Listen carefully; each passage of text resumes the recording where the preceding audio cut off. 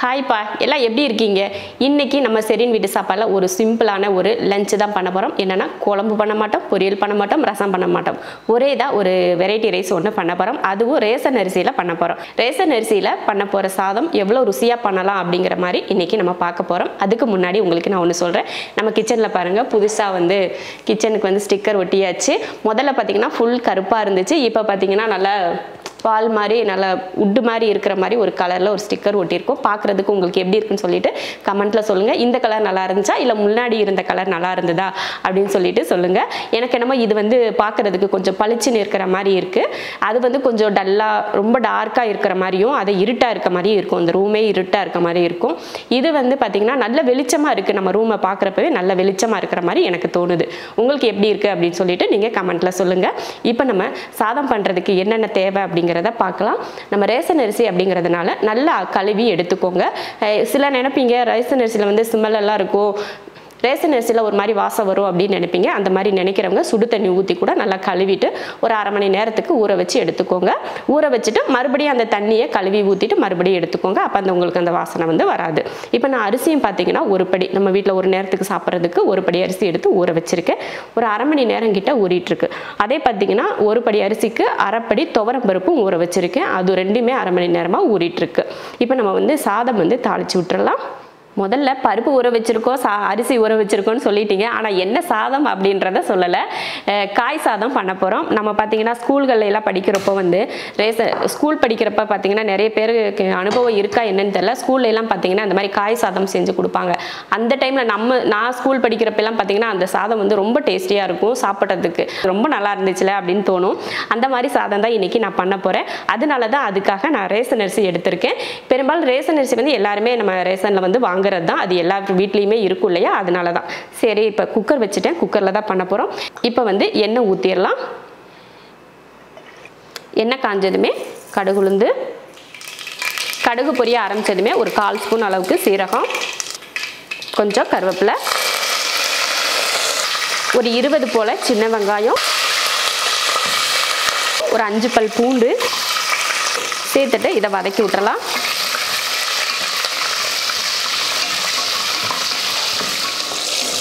பாருங்க, வெங்காயம் இந்த அளவுக்கு வதங்கினதுக்கப்புறம் தக்காளி சேர்த்துக்கலாம். நான் வந்து 3 தக்காளி சேர்க்குறேன்.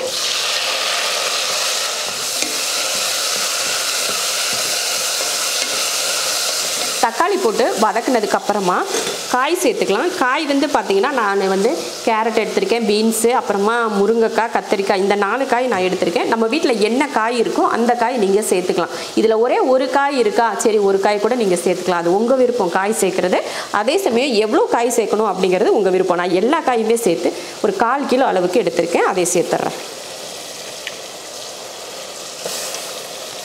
முட்டைக்கோஸ் இருந்தாலும் சேர்த்துக்கலாம், காலிஃப்ளவர் இருந்தால் சேர்த்துக்கலாம், பட்டாணி இருந்தாலும் சேர்த்துக்கலாம். இந்த மாதிரி உங்களுக்கு எந்த காய் விருப்பமோ அந்த காய் நீங்கள் சேர்த்துக்கலாம்.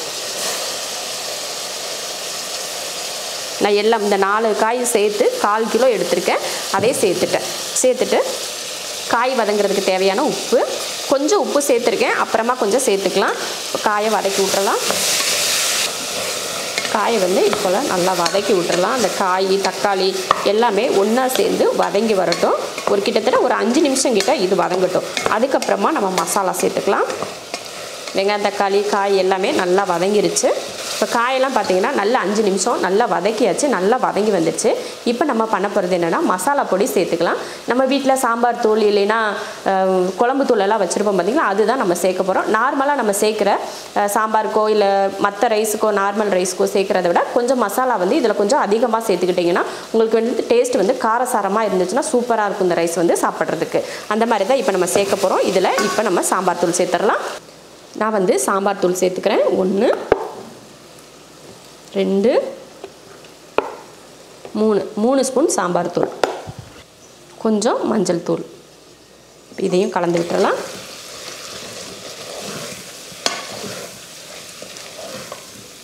அவ்வளோதான், மசாலாலாம் சேர்த்தாச்சு. அடுத்து இதில் நம்ம ஊற வச்ச பருப்பு அரிசியெல்லாம் சேர்த்துடலாம். இப்போ பருப்பு சேர்த்துடலாம். அடுப்பை வந்து சிம்மில் வச்சுக்கிட்டு சேர்த்துக்கலாம். இல்லைன்னா அடியில் மசாலாலாம் சேர்த்துருக்கும் இல்லையா, அடி பிடிச்சிரும். அதனால் அடுப்பை வந்து சிம்மில் வச்சு சேர்த்துக்கோங்க. அதே போல் பருப்போட அளவு பார்த்திங்கன்னா நம்ம ஒரு படி அரிசி எடுத்தோன்னா அதில் அரைப்படி நம்ம பருப்பு சேர்த்துக்கணும். கரெக்டாக இருக்கும். அந்த மாதிரி சேர்த்திங்கன்னா உங்களுக்கு டேஸ்ட் வந்து ரொம்ப அருமையாக இருக்கும். 1/4 படியும் கூட சேர்க்கலாம், அது நம்ம விருப்பம் தான். நல்ல பருப்பு டேஸ்ட் இருக்கணும் அப்படின்னு நினச்சிங்கன்னா நீங்கள் அரைப்படியாக சேர்த்துக்கோங்க. இது வந்து துவரம் பருப்பு நல்லா ஊற வச்சுருக்கேன். அரிசி எந்த அளவுக்கு ஊறிச்சோ அதே அளவுக்கு பருப்பையும் ஊற வச்சு எடுத்திருக்கேன்.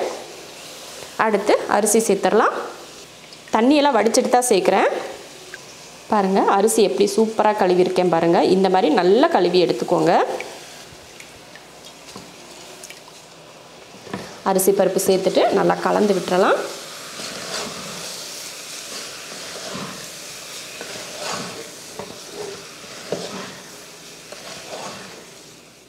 பாருங்கள் சூப்பராக கலந்து விட்டதுமே இப்போயே பார்த்தீங்கன்னா கலர் எவ்வளோ அருமையாக இருக்குது பார்த்தீங்களா. தண்ணி ஊற்றியெல்லாம் வேக வைக்கிறப்போ இன்னும் சூப்பராக இருக்கும். கலர் பார்க்குறதுக்கும் சரி டேஸ்ட்டும் அப்படி தான் இருக்கும். இப்போ தண்ணி சேர்த்துடலாம். இந்த படியில் ஒரு படி அரிசி, அதுக்கு தண்ணி சேர்ப்போம். நம்ம பருப்பெல்லாம் போட்டிருக்கோம் இல்லையா, எக்ஸ்ட்ரா தண்ணி ஊற்றணும் அப்படின்லாம் எக்ஸ்ட்ராலாம் நம்ம தண்ணி ஊற்ற தேவையில்லை. கரெக்டாக ஒரு படிக்கு 2 படி தண்ணி ஊற்றிக்கிட்டால் போதும். இல்லை ரேஷன் அரிசி வேகிறதுக்கு லேட் ஆகும் அப்படின்னாங்க கூட அப்படியும் கூட நீங்கள் அதிக தண்ணி ஊற்ற வேணாம். சாதம் வந்து உங்களுக்கு உதிரியாக இருக்கணும்னா நீங்கள் வந்து அதிகமாக தண்ணி சேர்க்கக்கூடாது. இல்லை உங்களுக்கு கொலகொலப்பாக இருந்தால் தான் பிடிக்கும் அப்படின்னா வேணால் ஒரு 1/4 கப் அதிகமாக சேர்த்துக்கோங்க. அதை விட அதிகமாக சேர்க்க தேவையில்லை. இப்போ உப்பு சேர்த்துருவோம். முதல்ல காய் வதங்குறதுக்கு தான் உப்பு சேர்த்தோம். இப்போ அரிசி பருப்பு தண்ணியெல்லாம் சேர்த்துருக்கோம் இல்லையா, தேவையான அளவுக்கு உப்பு சேர்த்துடலாம். சேர்த்துட்டு உப்பு சேர்த்தாச்சு. கலந்து விட்டுட்டு நல்லா ஒரு கொதி வரட்டும். அடுப்பை வந்து இப்போ ஹை ஃப்ளேமில் வச்சிடலாம். நல்லா ஒரு கொதி வரட்டும். அதுக்கப்புறமா நம்ம குக்கர் மூடி போட்டுக்கலாம். ஒரு கொதி வரட்டும்.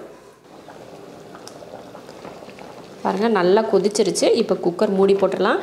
இந்த டைமில் உங்களுக்கு சரியாக உப்பெல்லாம் கரெக்டாக இருக்கான்னு பார்த்துட்டு குக்கர் மூடி போட்டுக்கலாம். உப்பு பத்தலைன்னா இன்னும் கொஞ்சம் கூட சேர்த்துடலாம். மேலே கொஞ்சம் மல்லித்தலை கருவேப்பிலை சேர்த்துட்டு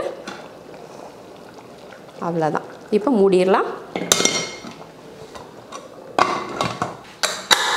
விசில் போட்டு 3 விசில் விட்டு ஆஃப் பண்ணிக்கலாம். இதுக்கு வித்தியாசம் மாற்றம் எதுவுமே கிடையாது. இந்த ரைஸ் பண்ணுறோம் அப்படின்றதுக்காக எந்த வித்தியாசமும் இல்லை. நம்ம எப்பயுமே நார்மலாக சாதம் எப்படி பண்ணுவோமோ அதே போல் தான்.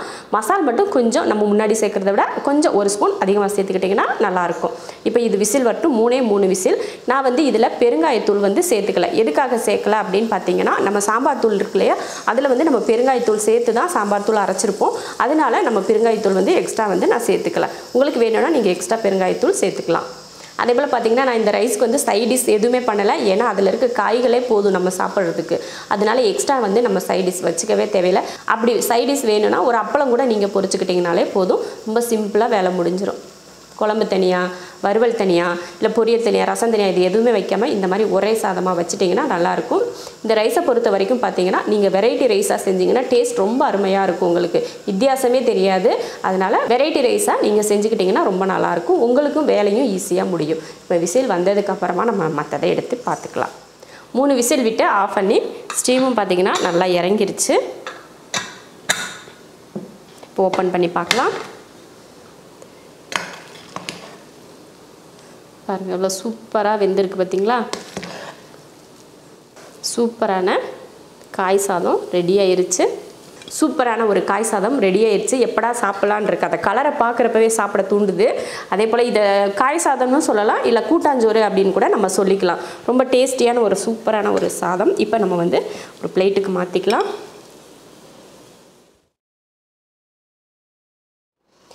அருமையாக நம்ம வந்து லஞ்ச் பண்ணி முடிச்சிட்டோம்.